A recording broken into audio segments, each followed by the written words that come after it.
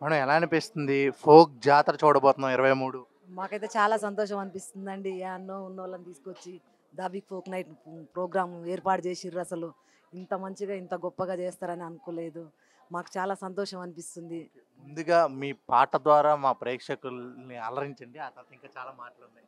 అమ్మ రవమ్మ దేవి రవమ్మ ఆషాఢమొచ్చ తల్లి మేలుకోవమ్మ నీ రూపు నీ రేఖ తల్లి ఎల్లమ్మ నీ మెడల నిమ్మదండ రేణుక ఎల్లమ్మ సీకాటి మావిరాము తల్లి నీది శివాల గద్దనమ్మ తల్లి పుట్టినావు పుట్టలోన తల్లి నువ్వు కోరినావు పూజలెన్నో దేవి కార్తీక మాసం వచ్చనమ్మో మాకు సిక్కులన్న పాపమ్మ తెల్లో అమ్మ రవమ్మ అమ్మ రవమ్మ దేవి రవమ్మ ఆషాఢమొచ్చ తల్లి మేలుకోవమ్మ.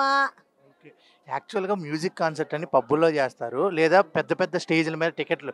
ఒక ఫోక్ కాన్సర్ట్ అనేది ఎలా ఉండబోతుంది? మీకెలా అనిపిచ్చింది? ఇన్నర్ ఫీలింగ్ ఇది పెడుతున్నప్పుడు? మాకైతే అసలు ఆ స్టేజ్ మీద ఉంటే మాకసలు ఆగుతలేదు. మా కాళ్ళు, చేతులు గూడా మాకంతా ఉత్సాహం ఆళ్ళు కొడుతుంటే, చేస్తుంటే ఆ ప్రోగ్రామ్ అసలు ఎంతో సంతోషం అయితుంది. మేము వెనకాల ఉండి ఆడుతున్నాము. అంత గొప్పగా ఉంటదనేది మేము ఊహించుకుంటున్నాం. ఎందుకంటే నాకిప్పుడు ట్రైలర్ చూస్తే ఏమనిపిస్తుందంటే, ప్రతి ఆడ శక్తిని చూసినట్టు అనిపిస్తుంది.